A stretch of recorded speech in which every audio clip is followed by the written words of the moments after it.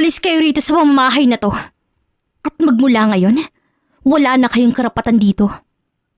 Susunod kayo sa utos ko sa ayaw niyo sa gusto. At bakit naman ate? Dahil ngayong alam niyo na may silbi palang pamamahay na to? Bakit ang unay halos wala kayong pakialam rito? Dahil ba lumot pangit tingnan kaysa sa mga bahay na meron kayo?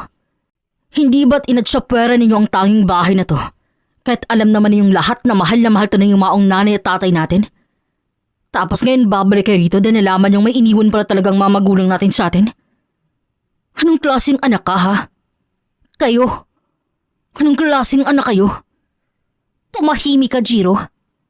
Bunso ka lang ng pamilyang to, kaya wala kang karapatang sagot-sagutin kami. Lalo na't ako ang pinakamatanda dito. At paulit-ulit kong sasabihin na aalis kayo rito sa ayot sa gusto ninyo. Dapat nga magpasalamat kayo eh. Dahil kayo ang pinatira dito nung kamamatay lamang ni nanay. Tapos ngayon kayo pang may ganang magalit sa amin? Dahil hindi naman talaga kayo makatarungan ate. Sinabing tumahimik ka. Ngayon umalis na kayo at huwag na kayong bumalik dito sa bahay. 5 taon na rin kayo nakatira dito ng libre. Kaya wala na kayong parte sa yamang iniwan ng nanay rito. Patas lamang lahat. Dahil tumira din naman kayo dito ah. Kami ang may karapatan ngayon dahil tapos na kayo. Hindi naman yata makatarungan yun Ate Beth. Alam ninyong may kapansanan si Jiro. Kaya hindi madaling gusto ninyo. Paano na lamang kami na pamilya niya ate? Alam niyo na hindi siya basta-bastang matatanggap sa trabaho dahil sa pandinig niya. Isa ka pang babae ka? Ano? At sino ka ba rito ha? Asawa ka lang ng bingi kong kapatid? Ay, hindi pala.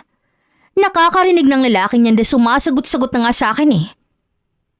Hindi ka nakakatulong babae ha? Hindi kita kapatid, kaya tigil-tigilin mo ako sa opinyon mong yan.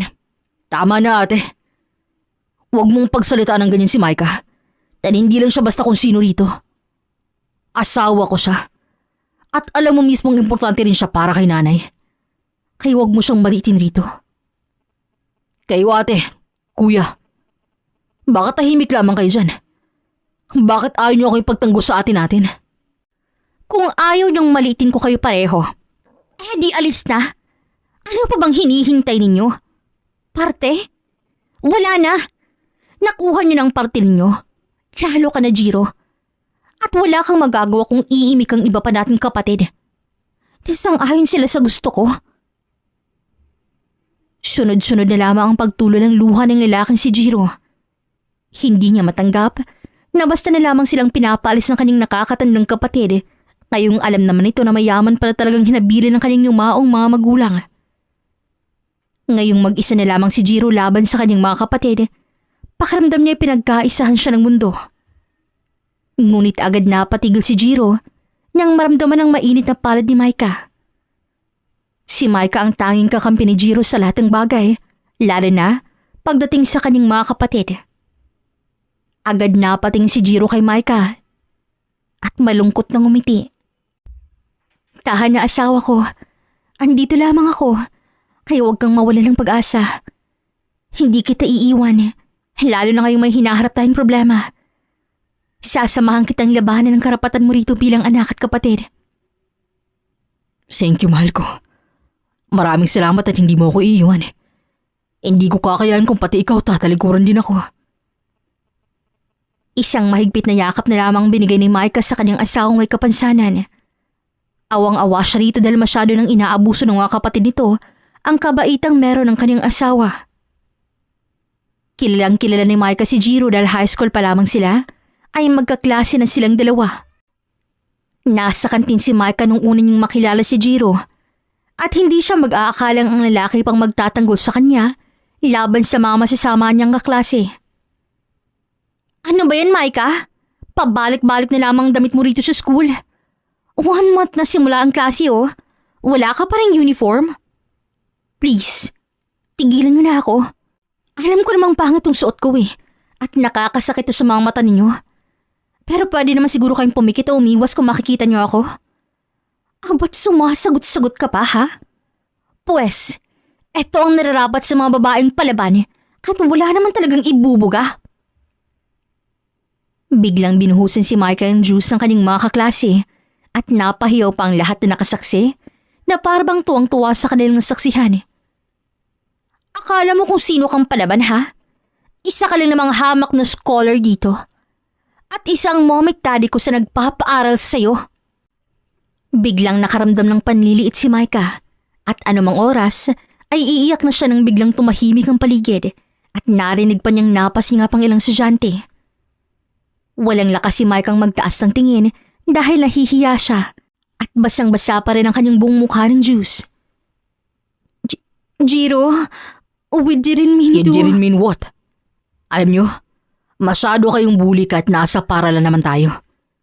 Yan bang turo sa inyo ng mga magulang ninyo? Ang maging bully sa kapwa niyo estudyante?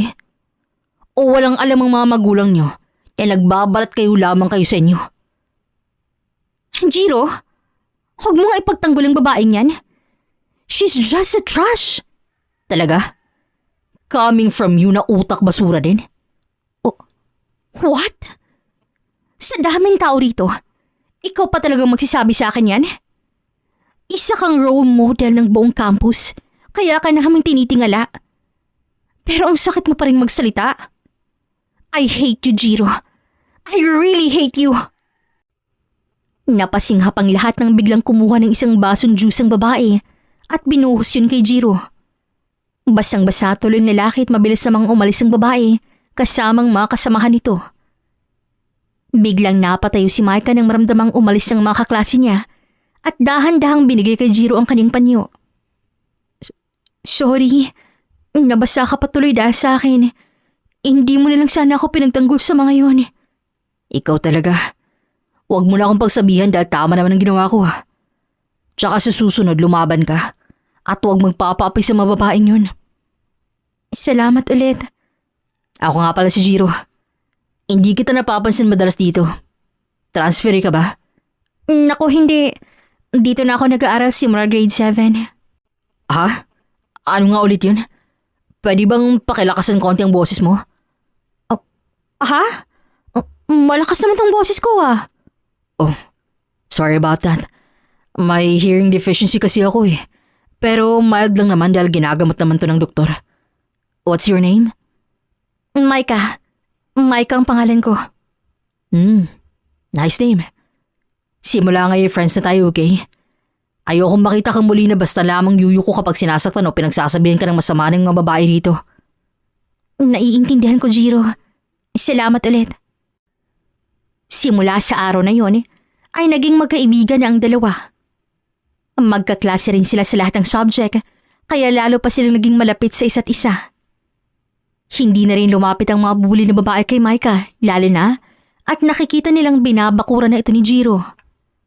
Hanggang sa nagulat na lamang si Micah nang bigla siyang ipakilala ng lalaki sa mga magulang nito sa araw mismo ng kanilang pagtatapos ng high school. Teka, Jiro, hindi pa ako handa. Ano ba yan? Bakit ngayon pa? Alam mo namang sobrang haggard ko. Huwag kang nga magbiro, Micah. Ikaw kayang pinakamagandang babae mula first day hanggang ngayon. Kaya huwag ka nang maya. Dahil ipapakilala lang naman kita eh. Kailangan po ba talaga yan?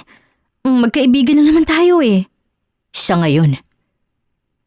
Napasinghap na lamang si Micah sa naging sagot ni Jiro at pulang-pula na lamang ang kanyang mukha nang iharap siya ng lalaki sa mga magulang nito. Nay, si Micah po. Future girlfriend ko.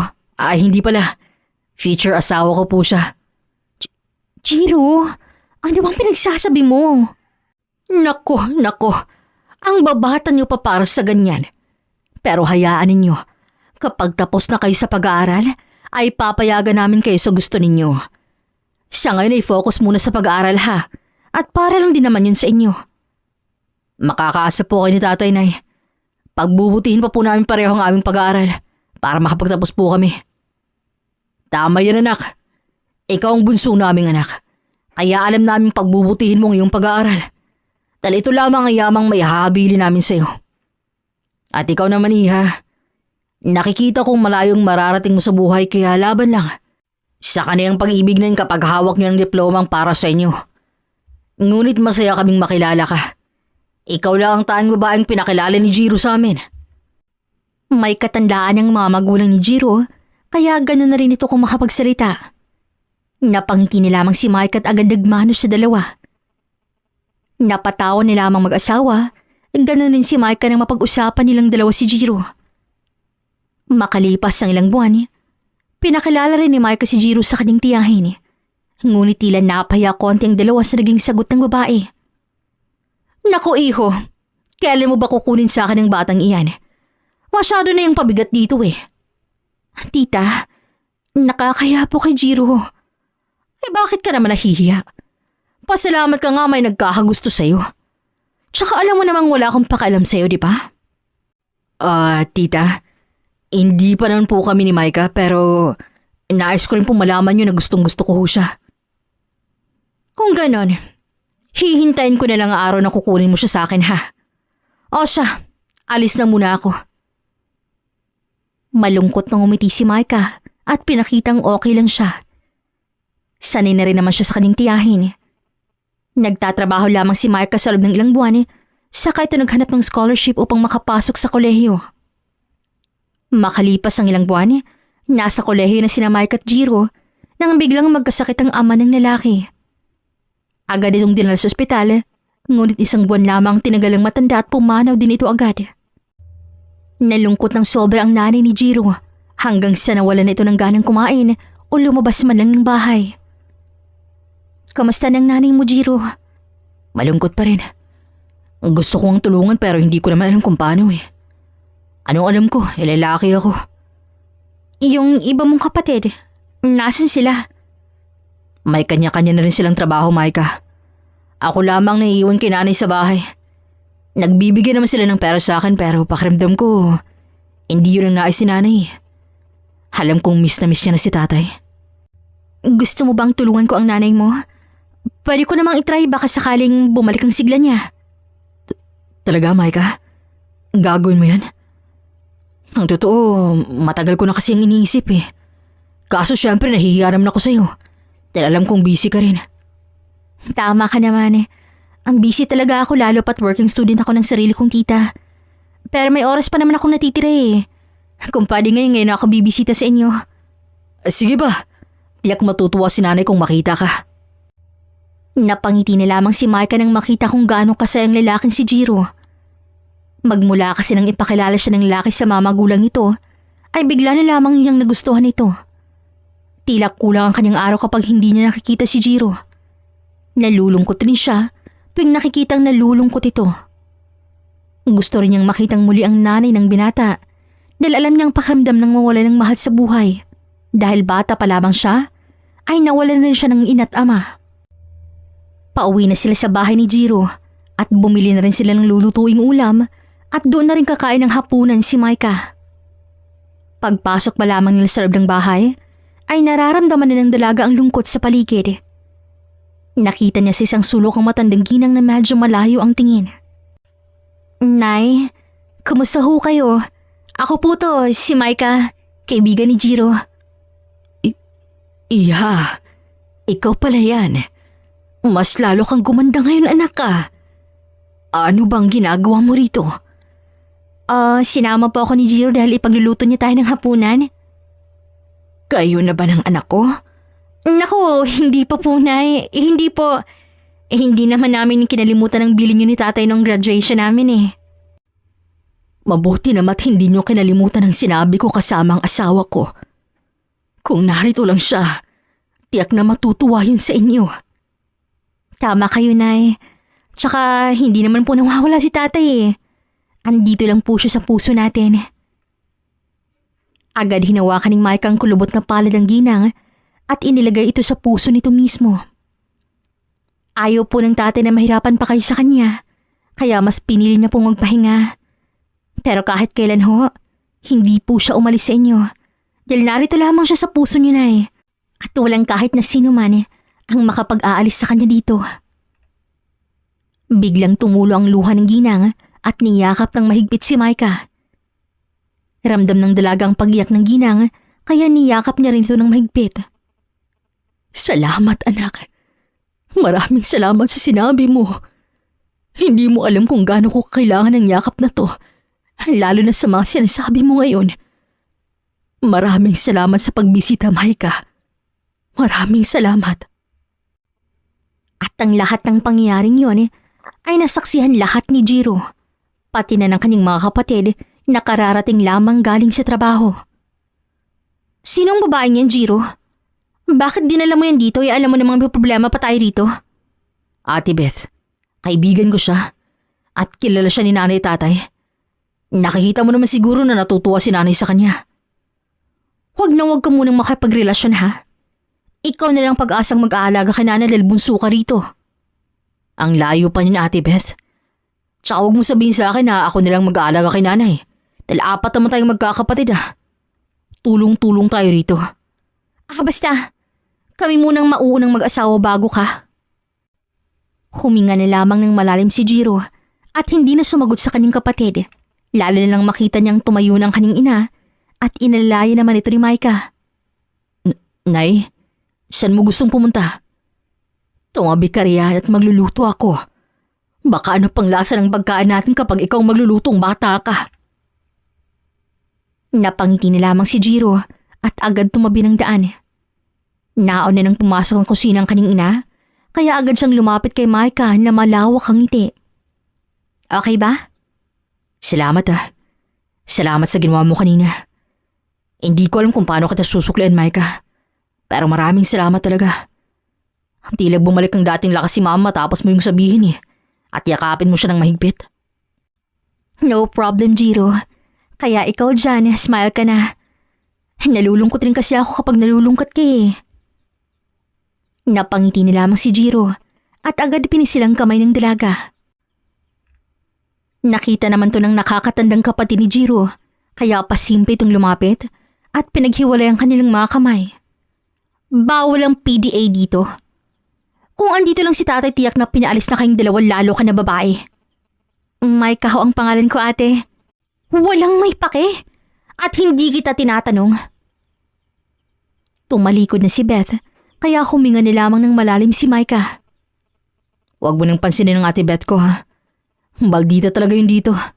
Palibhasa ay pinakamandanda sa aming 4 na magkakapatid. Kaya gano'n lang kung umasta. Okay lang, naiintindihan ko naman siya. Baka may dalaw kaya mainit ang ulo. Mahina na lamang nagtawanan ng dalawa at sumunod na sa kusina. Nakita nila doon ang ginang na masayang nagluluto at tuwang-tuwa pa itong makita si Maika. Halika iha, tuturuan kitang magluto ng paborito ng asawa ko. Alam mo bang paborito rin to ni Jiro?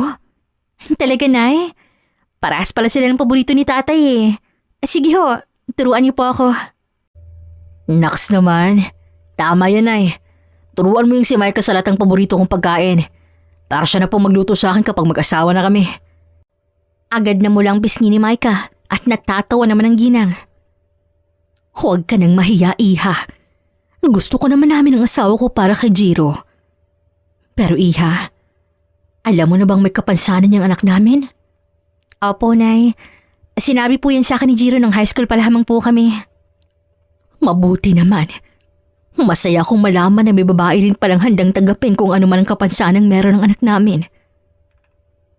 Magsasalita na sana si Maika nang biglang pumasok si Beth sa kusina at agad uminom ng tubig. Bukod sa tanggap mong kapansanan ng kapatid ko, Maika, baka may iniisip ka pa dyan na posibleng makuha mo ka Jiro in the future. Para malaman mo, girl, wala kaming yaman na pwedeng mamana ng kapatid ko.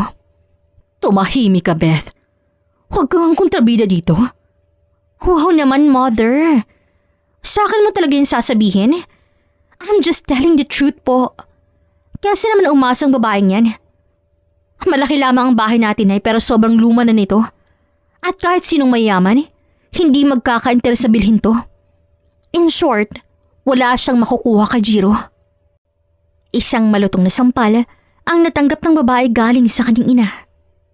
Nagulat naman si Mark at Jiro, lalo na si Beth, dahil unang beses lamang itong ginawa ng kanyang ina sa kanya. Hindi kita pinalaki para lang bastusin kami ng ganyan. Pinalaki at pinag-aral ka namin ng tatay mo ng maayos. Totoo, wala kaming yamang ipapamana sa inyong lahat dito. Pero sinisigurado naman naming makakapagtapos kayong lahat ng pag-aaral. Kung wala ka rin lang namang mabuting sasabihin, bumalik ka na sa apartment mo. Hindi kita kailangan dito. Fine. Basta huwag kayong tatawag sa akin na kapag may mangyaring masama sa inyo. Yang babaeng yan ang tawagan mo. Galit na umalis si Beth at tahimik namang sumunod dito ang iba pa nitong kapatid.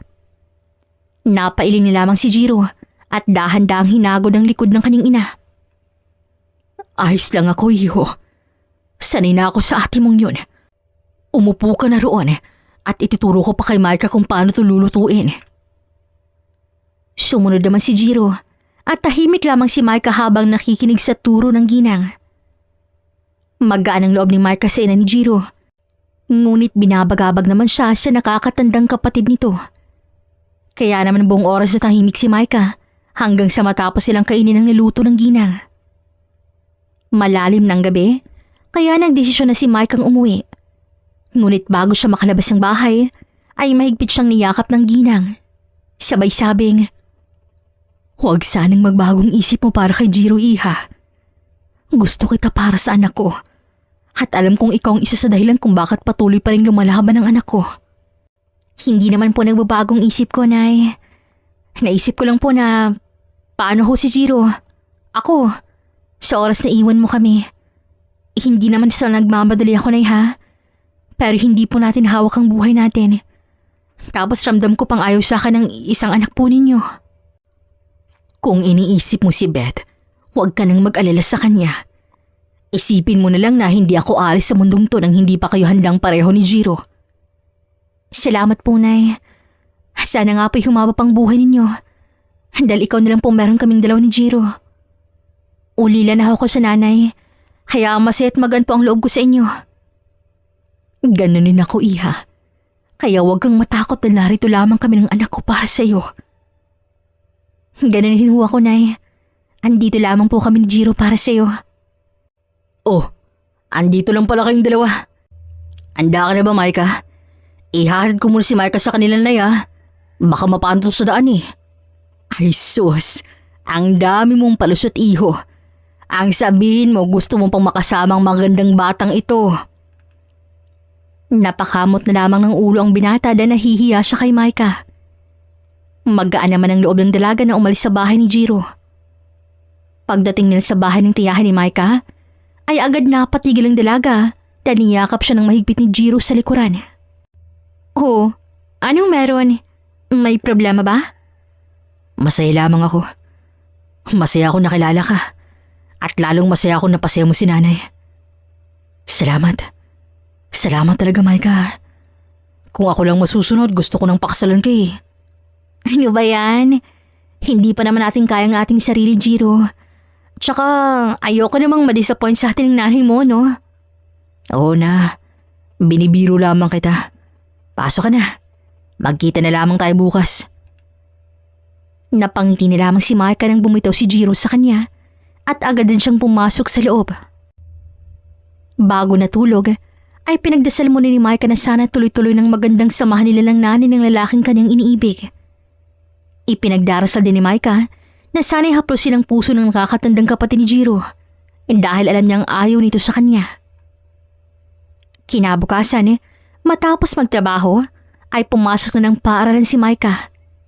Ganon din si Jiro na nauna pa sa kanya. Mabilis ang paglipas ng taon. Tuloy na nakapagtapos ang pag-aaral sina Micah at Jiro. Business ading natapos ang dalawa, ngunit si Micah lamang nakapag-apply kaagad ng trabaho. Hindi naman natanggap si Jiro dahil sa kanyang kapansanan. Hayaan mo muna, Jiro. Hindi ka naman nagmamadali, di ba? Tama ka, Micah. Pero nakakahiya naman kasing makita na may trabaho ka na tapos ako ito. Wala. Paano kita liligawan yan kung wala akong sariling pera? Problema pa ba yun? Ngayon nakapagtapos na tayo ng pag-aaral, wala na tayong dapat isipin pa. Ilang taon na rin ang lumipas at andito ka pa rin sa tabi ko. Gusto kita, Jiro. Hindi. Mahal na mahal kita.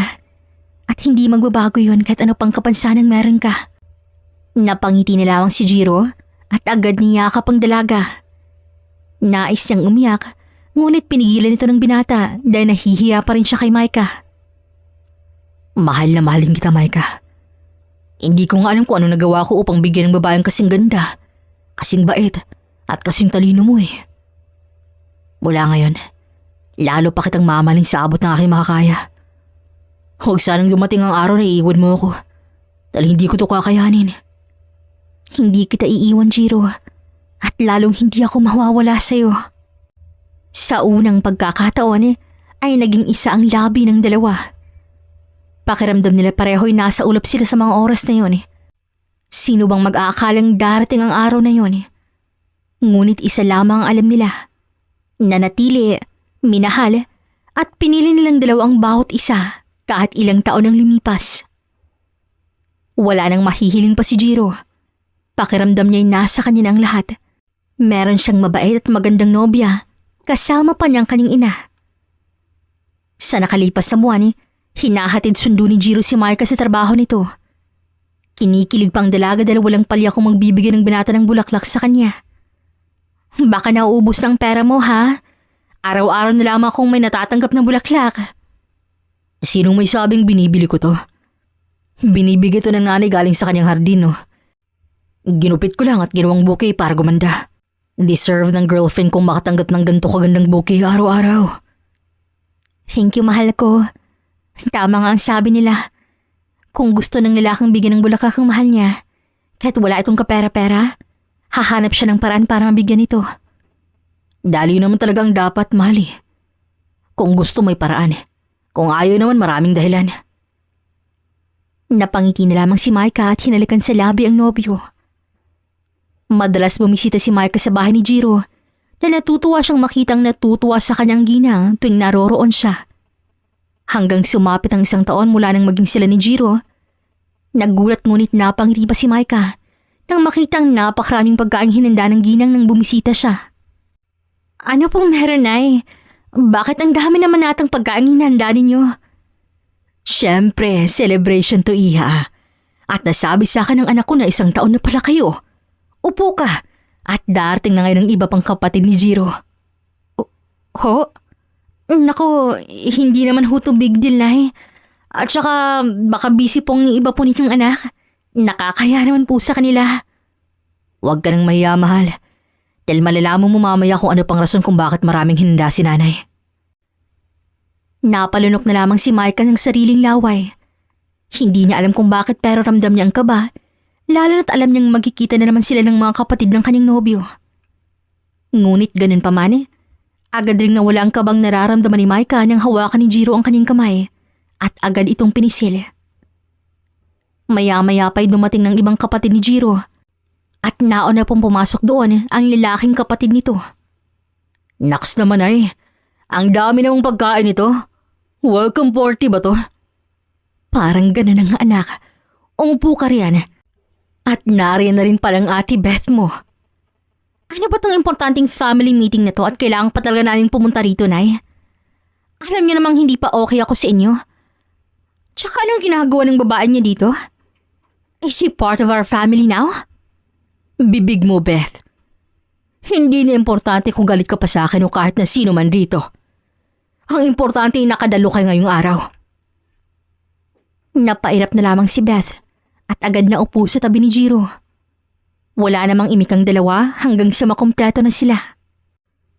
Kaya ako kayo pinatawag ngayong araw dahil mamamanhi ka na tayo sa pamilya ni Micah. Pero sa pagkakaalam ko ay mag-isa na lamang sa buhay si Micah. Kaya nagdesisyon akong dito na lamang sa bahay gaganapin ang pamamanhikan. What? Agad-agad, Nay? Wala bang ibang pamilyang babaeng yan? Ate, Micah ho ang pangalan niya. Kaya tawagan mo siya sa pangalan niya. Whatever, Jiro. Pero bakit nagmamadali kayong mamanhikan sa kanya? Tsaka, bakit dito pa talaga sa bahay? Teka lang ho. Mawalang galang na po sa inyong lahat. Pero hindi ko po alam. Jiro, ano to? Mamamanhi ka na kayo?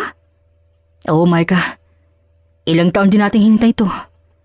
Ayoko nang madagdagan pa ang taon ang hihintayin ko para makasama ka sa iisang bubong. Ikaw lang gusto kong maging asawa at makasama habang buhay. Kaya sana, Micah, ganun ka rin sa akin. See? Wala palang alam ang babae mo, Jiro. Ano to, surprise? Tsaka, look at her face. Ayaw niya sa ginagawa niyong to. Hindi naman sa ayaw ko pero kasi hindi to alam ng tita ko. Pero alam ko naman na walang pakalam si tita sa akin eh. At matutuwa pa ngayon kung sakaling malaman niyang aalis ako sa pamamahay niya. Alam namin yan ni Jiro, iha. Kaya nagdesisyon kaming dito na lamang gagawin ng pamamanhikan. Mahal ka ng anak ko. At anak, alam kong mahal mo rin siya. Hindi na rin kayo mga bata para pigilan pang nararamdaman niyo sa isa't isa. Welcome na welcome ka rito. Napangiti si Mike at agad nanubig ang kanyang mga mata.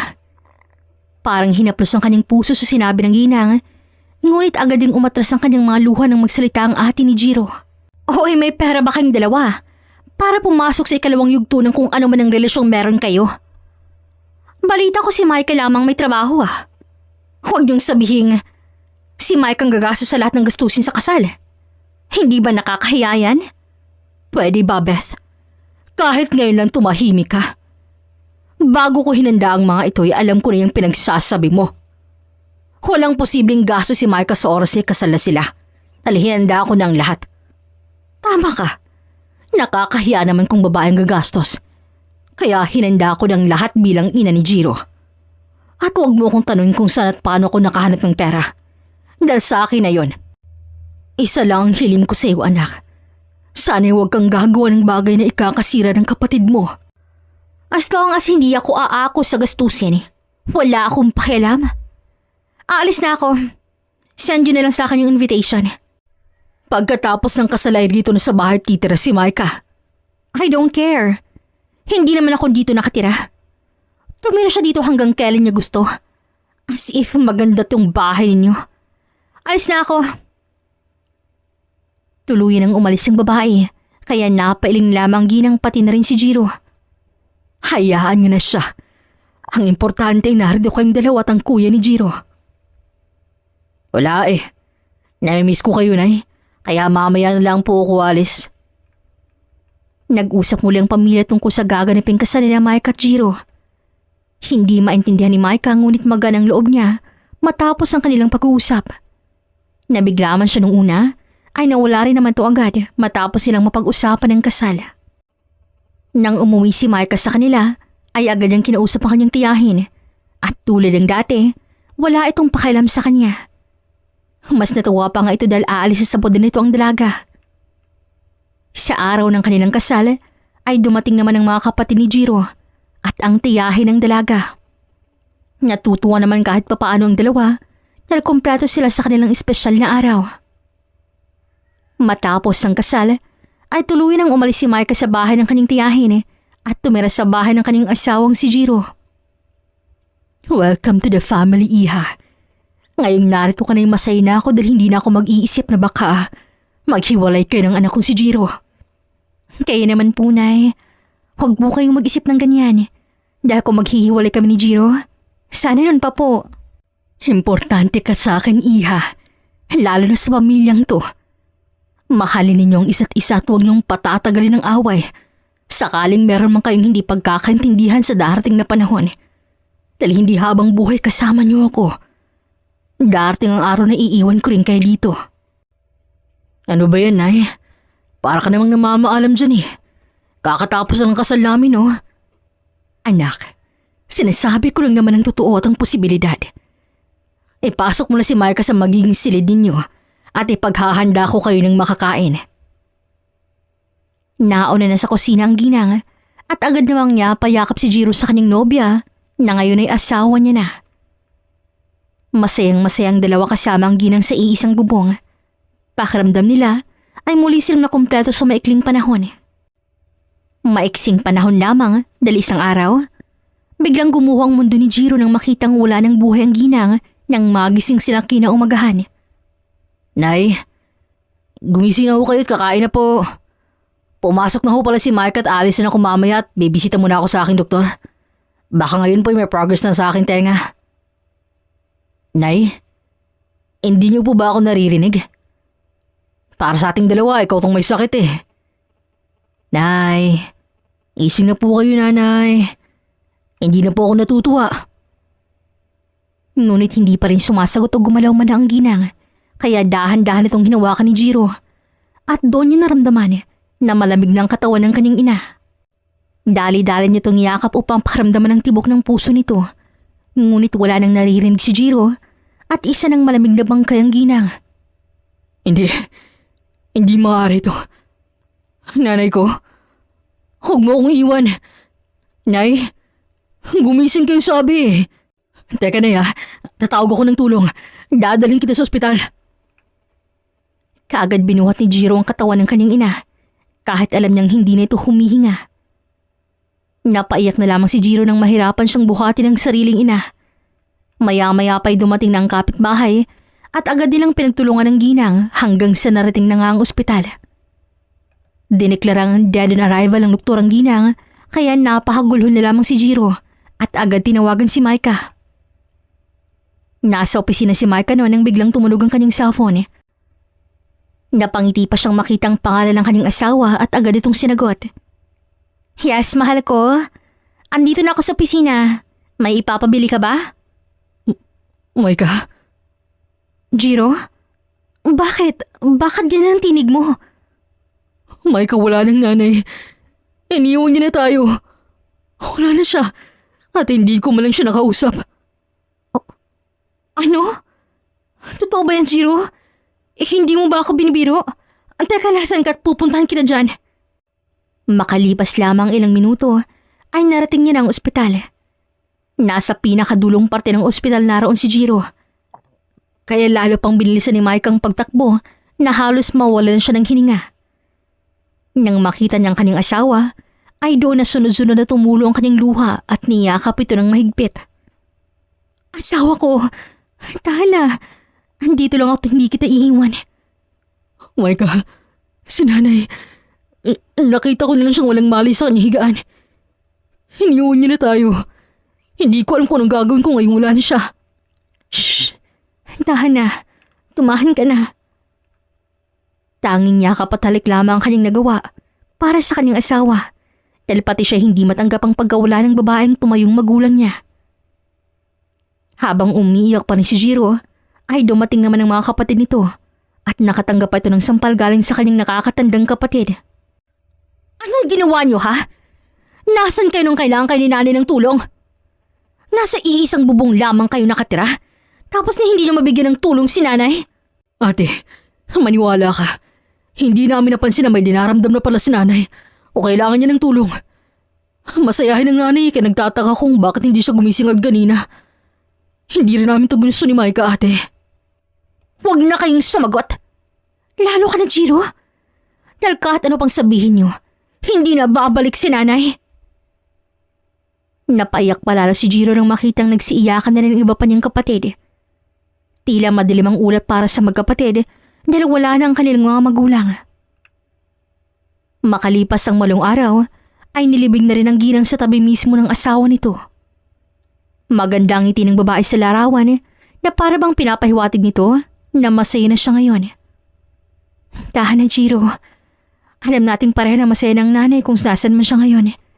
Kasama niya na ang tatay mo eh. Tama ka. Alam kong masaya na siya ngayon. Ang akin lamang hindi man lang ako nakabawi sa kanya. Ang makasama kanya, mahal, ay sapat na. Hindi mo siya iniwan kahit kasal ka na. Yun ang importante sa lahat. Kaya bitawan mo na si nanay upang makapagpahinga na siya ng tuluyan. Hindi siya mawawala sa ating puso, Jiro. Tandaan mo yun palagi. Huminga ng malalim si Jiro at tumango sa kanyang asawa. Alam niyang may punto si Maika kaya nakikinig siya rito. Pag uwi nila ng bahay, ay naroon pa rin ang iba pang kapatid ng lalaki. Tahimik lamang lahat hanggang sa magsalita si Beth. Walang iniwan na testamento o last will ang nanay natin. Kaya naisip kong magkanya-kanya na lamang tayo sa ari-ari ang meron silang dalawa ni tatay. At bilang nakakatandang kapatid, sa akin mapupuntang lupain at sakahan ng tatay.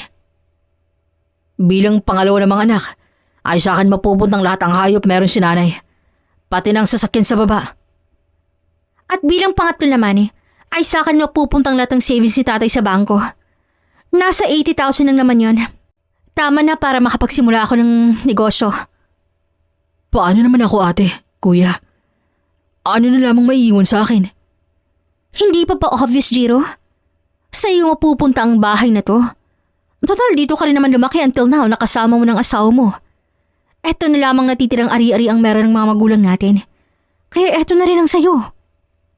Hindi ba ako lugi nito, ate? Lahat ng inangkin ninyo ay magkakapera kayo eh. Paano naman ako dito? Kahit sino nun, walang magbabalak ng bilhin to. Problema ba yan? Ibenta mo ang lupa at free na tong bahay. Bahala ka lang sa diskarte mo. Basta labas na kami rito. Ang unfair nyo namang lahat sa akin. Ayaw niyong mamana tong bahay kaya nauna na kayong pumili sa ibang bagay. Dahil ba bunso ako? Ang babastos ka. Sino ka na ba sa akala mo para bastusin ako, ha? Jiro, tama na. Huwag ka nang makipag-away. Kung narito lang ang nanay, pagagalitan ka na noon. Tama yan, Micah. Pigilan mo yung asawa mo dahil bunso lamang siya sa pamilyang to. Sabihin mo sa kanya na tanggapin niya lamang ang katotohanan na itong bahay lamang ang mamamana niya. Aalis na kami at babalik kami rito sa oras na kakailangan pa namin ng ibang papeles na meron si nanay at tatay. Sunod-sunod na umalis ang mga kapatid ni Jiro kaya napabuga na lamang ito ng hangin. Mahal, tama na. Hindi mo dapat sinasagot-sagot ang ate mo. Ang unfair lang kasi, Mike eh. Kinuha nilang lahat maliban sa bahay. Ang luma-luma na nito, mahal. At kung gugustuhin ko mang baguhin to wala naman akong sapat na pera. Ayoko namang ibenta to. Nadugot pawis ang mga magulang ko ang dahilan kung bakit naitayo to eh. Sobrang unfair lang talaga. Hayaan mo na lang kung itong gusto ng mga kapatid mo. Huwag na lang tayong maghanap ng gulo. Dahil ayoko magalit pa sa atin ng mga kapatid mo. Lalo na sa Ate Beth. Alam nating pareho na sunod-sunuran sa kanyang iba pong kapatid. Kumbaga, siyang boses ang pamilyang to. Kung hindi ko lang talaga iniisip si nanay. Wala nang magawa ang mag-asawa kundi ang tanggapin ang manang naiwan sa kanila. Pagagandahin na lamang nilang bahay sa oras na magkapera sila pareho. Lumipas ang ilang sandali. Tuloy nang naisalin sa mga kapatid ni Jiro ang mga manang gusto ng mga ito. Nananatili naman sa pangalan ng kanilang ina ang bahay dahil ito ang gusto ni Jiro at Micah. Nagpatuloy si Micah sa kanyang trabaho at sumasayad naman si Jiro sa paggawa ng bouquet gamit ang preskong bulaklak na iniwan ng kanyang ina sa likod ng kanilang bahay. Tahimik lamang ang kanilang buhay makalipas ang 5 taon. Isang araw, habang inaalagaan ni Jiro ang mga bulaklak sa likod ng bahay, ay bigla na lamang ninamungkal ang isang matigas na bagay na hindi gaano kalalim na inilibing sa lupa. Buong pagtatakang nilinis si Jiro ang lupa at doon tumambad sa kanyang isang bagay na gawa sa bakal na hugis parisukat. Bakit may nilibing ritong kahon? At ang bigat naman. Kay nanay ba to? Dahan-dahang inangat ni Jiro ang kahon at agad binalik ang mga lupa sa kanya din sa loob ng bahay ang bagay na kanyang nakita. Nang malinisan ito ni Jiro, ay tinitigan niya ito ng mabuti at agad naghanap ng isang bagay na pwedeng gawing pambukas dito. Walang kaalam-alam ng lalaki sa kanyang nakita at basta na lamang itong binuksan. Habang abala si Jiro sa kanyang ginagawa, ay pauwi naman si Micah. Nasisakayan pa lamang babae nang bigla siyang mamalikmata at nakita niyang ina ni Jiro sa ibang katauhan. Nay? Kilala ba kita, Iha? Bakit mo ko tinawag na nanay? Sorry po. Akala ko kayo po ang nanay ko. Medyo hawig po kasi kayo. Pasensya na po ulit. Hindi na umimik ang ginang kaya napailing si Micah. Sure akong sinaling nakita ko kanina. May ibig ba itong sabihin? Kailangan ko nang magmadaling umuwi. Ilang saglit pa'y nakasakay na si Micah at patuloy naman si Jiro sa kanyang ginagawa. Ilang sandali pa'y nabuksan na ng lalaki ang kahon at napasinghap na lamang siya nang bumulagta sa kanyang limpak-limpak na gintong kwintas, singsing at pulseras. Higit pa doon ay meron ding isang malaking ginto na hugis bilog. Diyos ko po, ano itong nakikita ko? Bakit may ginto sa kahong to? Bakit wala akong alam rito? Pag-aari ba to ni nanay? Gulat na gulat pa si Jiro nang biglang bumukas ang pintuan ng kanilang sala at pumasok doon si Micah. Oh, ba't gulat na gulat ka, mahal? May problema ba? Hindi ka maniniwala sa sasabihin ko, mahal.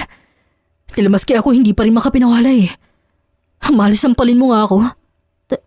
Teka lang, ano bang nangyayari sa'yo? Ayos ka lang ba, Jiro? Natatakot na ako sa'yo Saan ka ba galing at puno ng lupa yung kamay mo? Agad na umupo si Jiro at nagmamadali namang sumunod si Maika. Galing ako sa likuran ng bahay. Inaayos ko lang mga bulaklak ni nanay nang bigla ako nabungka sa lupang bagay na to. Ano naman yan at bakit may takip pa? Dahan-dahang kinuha ni Jiro ang takip at doon tumambad muli sa dalawang nakabukas na kahon at agad tumambad sa kanilang nakakasilo ng mga ginto.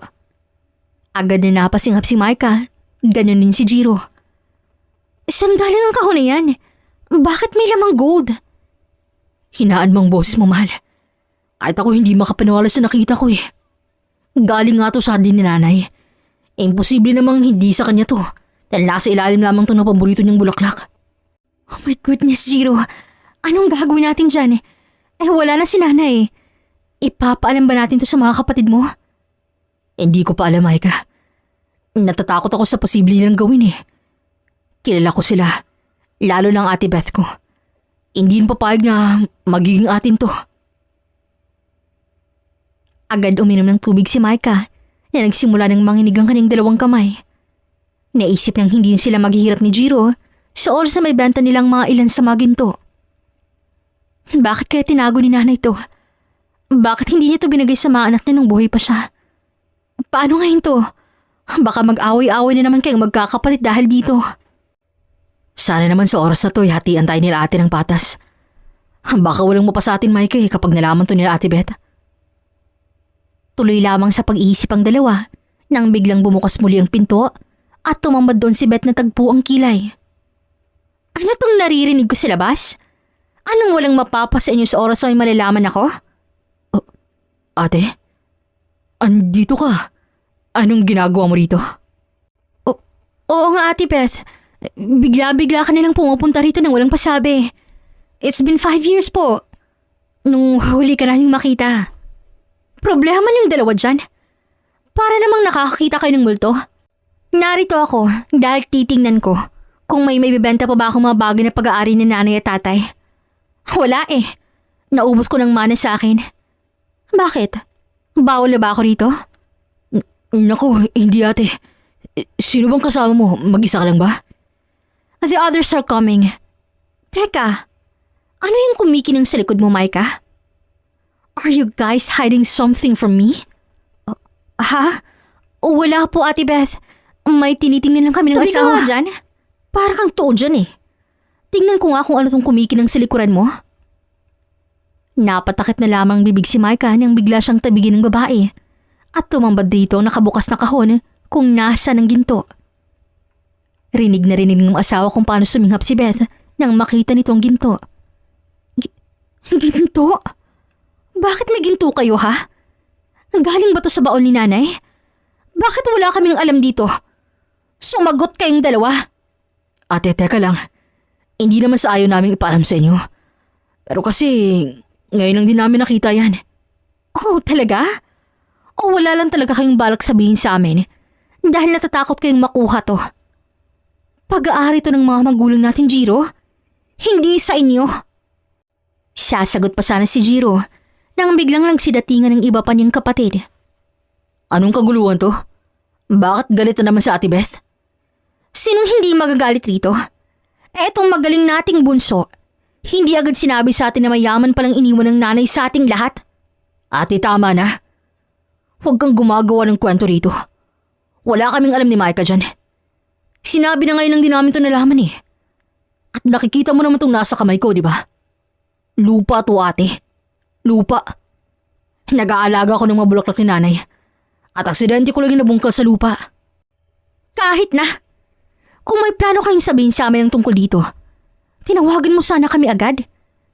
Kung hindi pa ako dumating, baka wala na to bukas.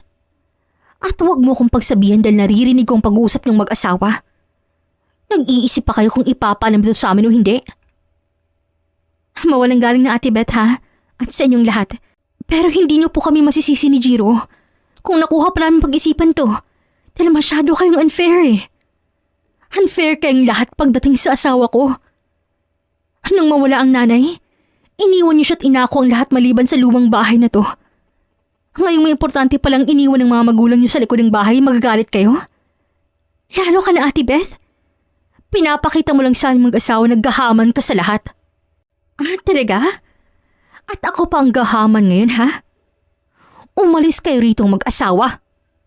Umalis kayo. Kung hindi kakalad ka rin ko kayo rito palabas. Ate Beth, baka pwedeng pag-usapan natin to ng mahinahon.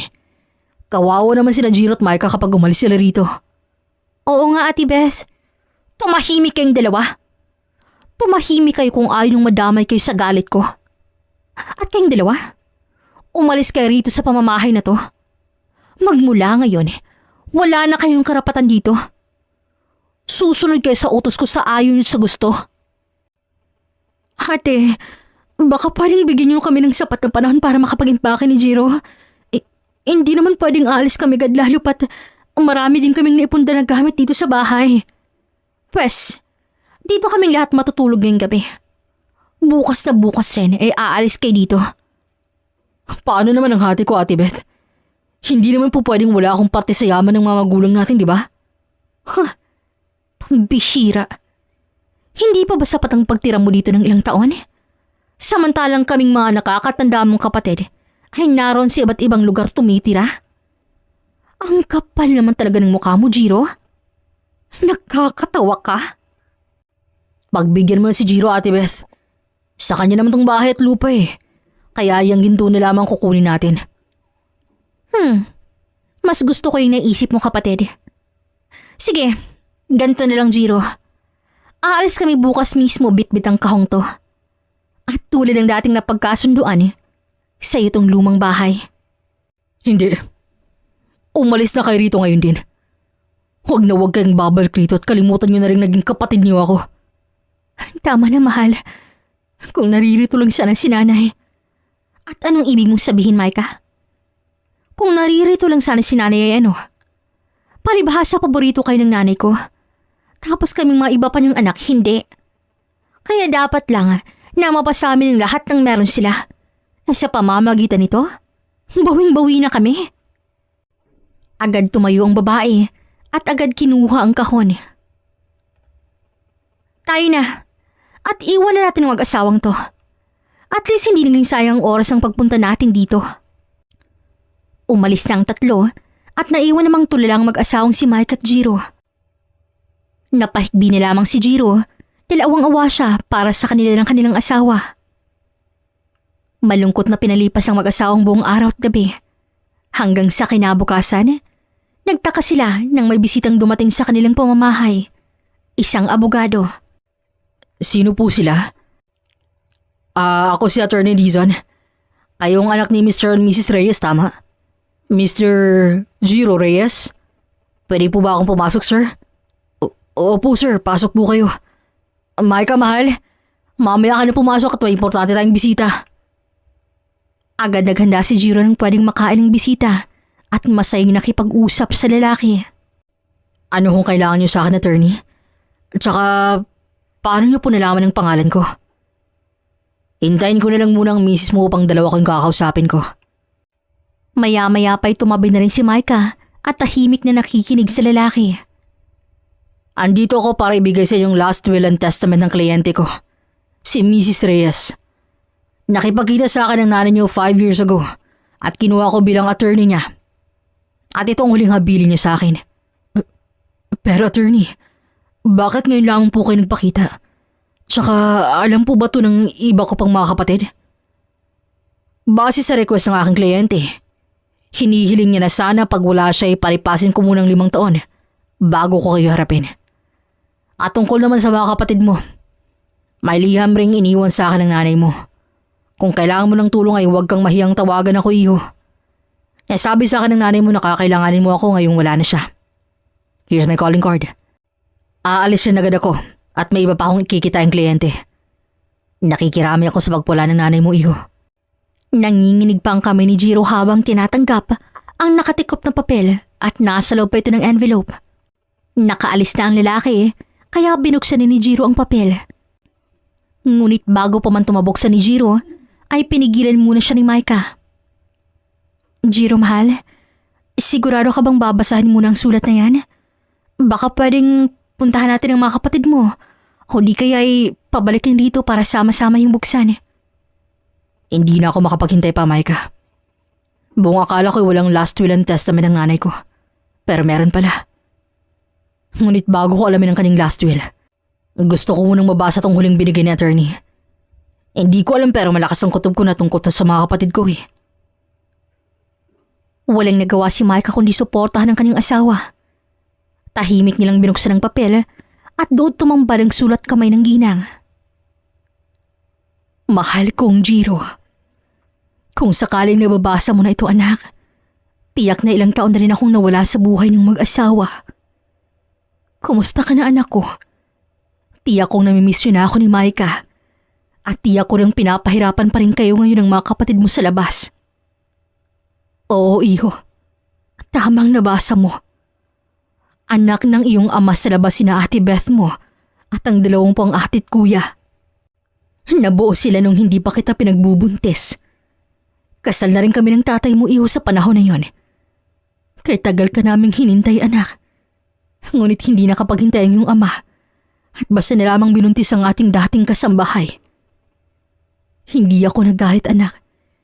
Lalo na nang nawala ang babae sa pangatlong panganganak nito. Oo, nasaktan ako dahil ako ang asawa. Pero may magagawa pa ba ako? Ngayong dumating ka rin sa amin 1 taon mula nang ipanganak ang pangatlong mong kapatid sa labas.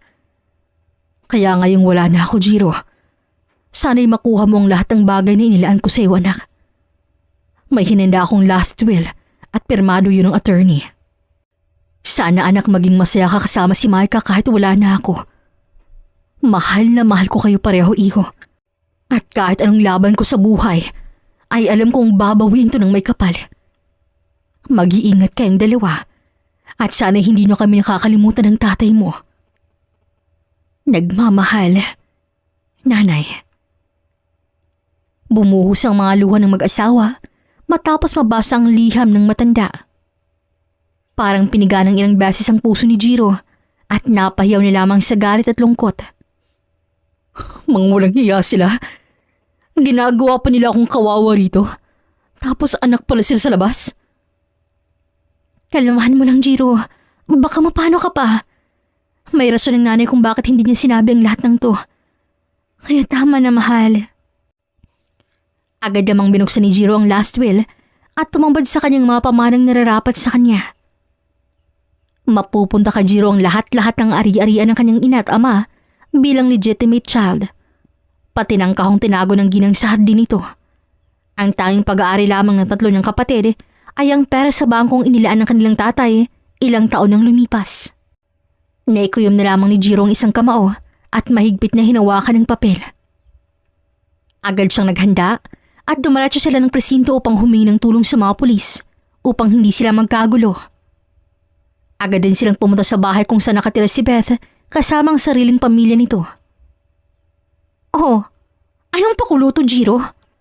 Kukunin mo ba sa akin ang bagay na nakuha namin kahapon sa bahay? Nais kong ibalik mo to sa akin, Ate Beth. At iimbitahan din sana kita sa barangay upang malutas ang problema natin. Ha? Nagpapatawa ka ba, Jiro? Tapos na tayo kahapon, di ba? At pinutol mo na rin ang ugnayan natin. Hindi ba? Tama ka, Ate Beth. Pero dumating kanina ang attorney ni nanay at binigyan niya sa akin ang last will ng nanay ko. Kaya tawagin mo ng iba pang pangkapatid upang ipaalam itong nakasulat sa papel. Biglang nawala ang ngiti ni Beth at napalitan to ng galit. Magsasalita na sana siya nang biglang dumating ang 2 pang kapatid nito. Anong meron at narito kayo, Jiro? Pinatawag ba kayo ng Ate Bunso para sa parte niyo sa ginto? Hindi. Narito ako para kunin sa kanyang ginto. Dahil pag-aari ko to, base sa nakasaad sa last will ng nanay ko. Last will? Akala namin walang last will ang nanay natin. Meron. Kaya ako narito upang imbitahan si Ate Beth kasama kayo sa barangay upang ipaalam sa inyong lahat-lahat. Kalokohan. Baka gawa-gawa mo lamang yan upang mabawi sa amin ang lahat. Ganyan ka na ba kadesperado, ha, Jiro? Mahiya ka naman sa mga taong narito ngayon. Hindi ako dapat mahiya rito, Ate Beth. Ikaw yun. Kayo ng iba mo pang kapatid. Kung makapagsalita kay parang hindi mo kami kapatid ah. Hoy Jiro, nanay at tatay rin namin ng mga magulang mo. Sa tatay lamang tayo magkapatid ate. Dahil anak kayo ni tatay sa labas. Kayo ang illegitimate children ng tatay ko. Ang kapal ng mukha mo. Bastos ka talaga. At sino bang magpapatunay na legit yung hawak mong papel ha? Ako. Saad ang attorney na nasa kanilang likuran. Ako ang magpapatunay na tama totoo ang hawak na papel ni Jiro. Kaya kung ayaw yung mapahiya rito sa labas ng bahay, sumama kayo sa barangay. Hindi. Ayoko. Hindi ako papayag na mawala sa kanang yaman ng magulang namin. Umalis na kayo rito. Akmang tatakbo si Beth papasok ng bahay nito, ngunit mabilis itong nahawakan ni Jiro. At sa isang iglap lamang ay nagpalit sila ng posisyon. Agad nakapasok si Jiro sa loob ng bahay at tumalatso sa kwarto. At doon, agad yung nakita ang kahon na naglalaman ng mga gintong alahas at ang ginto na hugis bilog. Akin yan! Walang sayo, Ate Beth. Dahil kinuha nyo ng perang nasa bangko. Yun lamang ang para sa inyo. Bababuyin ko itong natitirang yaman ni nanay at tatay ko. Bago nyo pa ito maubos. Dalhin nyo na sa presintong babaeng yan. Dahil ayaw nyo ibigay ng bukal sa puso tong bagay para sa akin eh. Walang hiya ka talaga, Chiro. Hindi pa tayo tapos.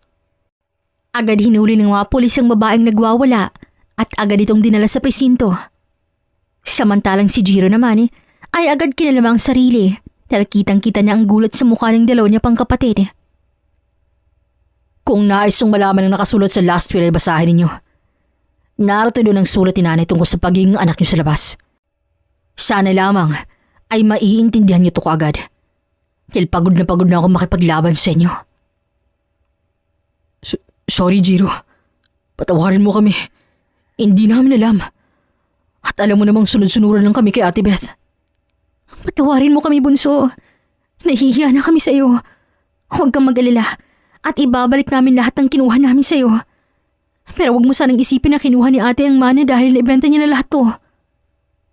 Kayo ang dahilan kung bakit hindi kami napalayas ni Ate Beth sa bahay. Kaya rin kami naabutan ni Attorney dahil hindi kami umalis ng bahay. Kaya malaki rin ang itulong niyo sa aming dalawang mag-asawa. Huwag kayong mag-alala ng dalawa. Dahil hindi ko na babawi ng bagay na nasa inyo na. Pwera na lamang nitong kahon. Dahil ito at ang bahay na lamang meron ako. Kaya kukunin ko to sa inyo. Salamat, bunso. Salamat. Ano palang gagawin mo kay Ate Beth?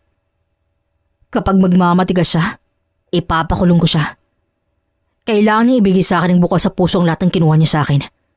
Lalo na, at nasa testamento to ng will ni nanay. Yumuko ni lamang ang dalawa at lumabas na ng bahay sina Jiro at Maika kasama ang kanilang attorney. Saan kayo pupunta ngayon, Sir Jiro? Sa presinto po, attorney.